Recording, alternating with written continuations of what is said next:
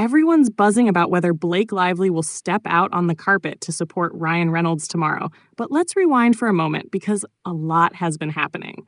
Welcome back, and thank you for showing up here. It really does mean so much. Your support, your comments, the way you hype these videos, it's what keeps this community alive, and I can't say thank you enough.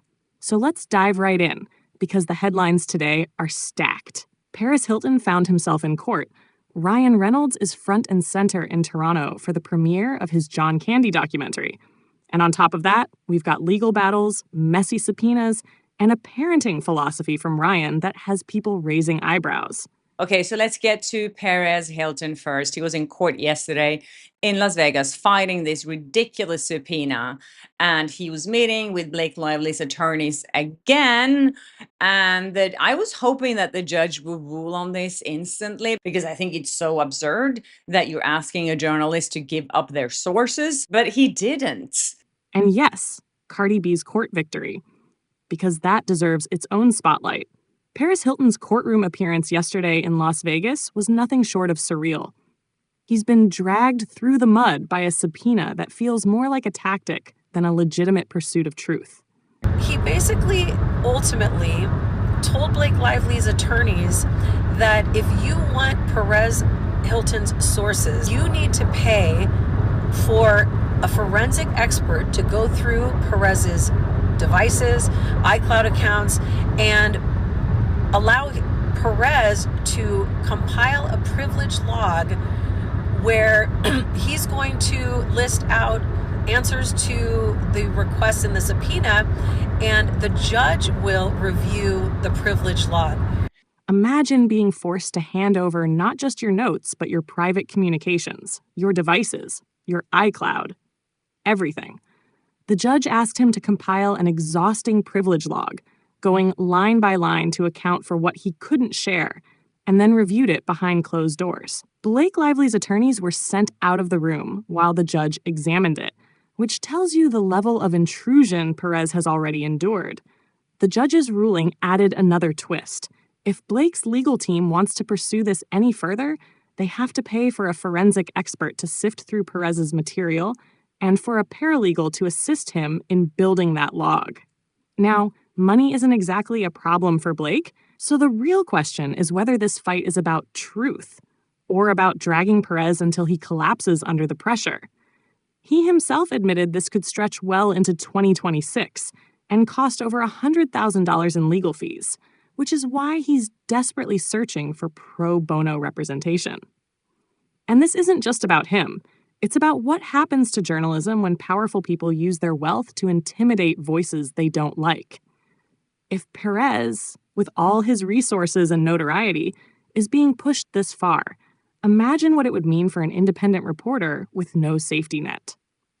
The hypocrisy becomes even sharper when you consider that parties on the other side have admitted to speaking with Billy Bush, yet he hasn't been subpoenaed. So why Perez?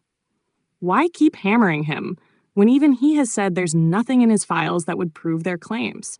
The answer feels obvious. It's punishment, plain and simple. A way of making an example out of him, of sending a warning to anyone who dares to poke into the lives of Hollywood's most protected. And in that sense, it's bigger than Perez Hilton. It's about whether the press has the right to protect its sources without fear of being dragged into financial ruin. While that battle rages, Ryan Reynolds is stepping into the spotlight at the Toronto Film Festival with his new documentary about John Candy. The energy around the premiere is high, but it's not just about the movie. It's about who will be standing by his side. Blake Lively's absence or presence has suddenly become its own storyline. Rumors about their marriage have only grown louder. Photos of Blake mysteriously wiped from Ryan's Instagram. The silence on her birthday, where he's always posted tributes before, and the sense that something behind the scenes just doesn't match the picture-perfect narrative they've long projected. To make things even more layered, Blake herself is scheduled to be in New York this Friday as a featured speaker at a major event. She'll be on stage celebrating the massive success of her brand, citing impressive growth numbers that seem to contradict her legal claims that another celebrity's supposed smear campaign torpedoed her business. The documents touting an 80% increase in repeat sales don't exactly align with the narrative of financial devastation. And Toronto isn't far from New York. It would take very little for her to make both appearances. So will she? That's the question hanging in the air because her presence, or lack of it, will speak volumes. Ryan Reynolds' film might be the headline in Toronto, but it was his interview that's really been turning heads. Buried among the standard promotional chatter was a glimpse into how he and Blake approach parenting, and let's just say it raised more than a few eyebrows. When asked about the values they try to pass on to their kids, Ryan explained that he and Blake are both people pleasers. And to counter that, they tell their children every morning, disappoint one person today. At first glance, it almost sounds like a quirky motivational phrase, but peel back the layers and it becomes more complicated. What does it mean to tell a child that letting someone down each day is the goal? The idea, Ryan explained, is that children shouldn't feel obligated to constantly sacrifice themselves just to make others happy. But critics point out that the message risks teaching the opposite of empathy, normalizing selfishness instead of balance. As one might expect, the comment ignited debate. Is this a clever lesson in boundaries or a blueprint for entitlement? The contradiction is glaring when placed beside the couple's very public behavior. On one hand, they claim to be people pleasers to a fault. On the other, they've wielded subpoenas in ways that critics argue are designed not to uncover truth, but to punish. It's hard not to see the irony in lecturing children about boundaries while simultaneously using legal maneuvers to stretch the boundaries of others until they break. The interview pushed further into Ryan's charitable work, highlighting his connection with organizations that help children battling serious illness. He spoke about how much it means when those kids ask to meet Deadpool, and how he records personal video messages for them, often weaving in details about their pets or siblings to make them feel seen. On the surface, these gestures are heartwarming, and no one denies the importance of showing up for sick kids. But the way Ryan described it, complete with mentions of photo ops and press clippings, made it feel less like a quiet act of kindness and more like an image-building exercise. After all, as was pointed out, Deadpool isn't exactly a children's character, so the narrative of kids clamoring for him feels, at best, exaggerated. This pattern, public generosity accompanied by a strong push for recognition, sits at the core of Ryan's carefully cultivated persona. He's the lovable Hollywood star with sharp wit and a charitable streak. But when paired with stories of his family's private philosophy, or the spectacle of ongoing lawsuits tied to Blake, the lines begin to blur. What's authentic, and what's another layer of Hollywood spin? The interview left more questions than answers, and in doing so gave fuel to those already skeptical of the couple's polished image. While Ryan's words stirred debate in Toronto, another courtroom drama was wrapping up across the country, this time with Cardi B at the center.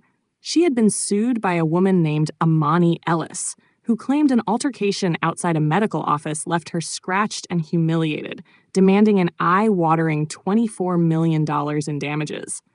After days of testimony, the jury wasn't convinced. They dismissed the claim, handing Cardi a clear victory. But what stood out wasn't just the outcome. It was how Cardi handled it. Walking out of court, she urged her fans not to attack Ellis, not to harass her online, not to add fuel to an already exhausting battle. It was a rare glimpse of restraint in a world where celebrities often clap back with lawsuits or social media tirades. Cardi promised, though, that her patience wouldn't be endless. The next time someone tries to file a frivolous suit against her, she'll countersue and make sure there's a price to pay. Her message was equal parts gratitude and warning. She wasn't about to let her energy be drained by opportunistic claims again. Ellis, on the other hand, doubled down after the verdict. Speaking to reporters, she framed herself as the true victim, calling Cardi's demeanor in court disrespectful and unprofessional, insisting her own composure revealed who the better person really was. Her attorney vowed to appeal, signaling that this may not be the last chapter. But the public reaction was telling. Most observers seemed baffled that the case had ever gone to trial in the first place, let alone dragged on long enough to waste countless hours and resources. That juxtaposition, Cardi showing measured control while her accuser stumbled through excuses underscored the absurdity of how the justice system can be bent into a stage for spectacle. And it's a reminder of how often the legal arena collides with celebrity culture, whether it's Perez Hilton fighting to protect his sources, Ryan Reynolds navigating the contradictions of his public image, or Cardi B swatting away a lawsuit that never should have made it this far. In the end, all these stories share a common thread: power, image, and the tug-of-war between truth and perception. Whether in a courtroom, on a red carpet, or in the pages of an interview, the stakes aren't just about who wins or loses in the moment. They're about who controls the narrative after the spotlight fades.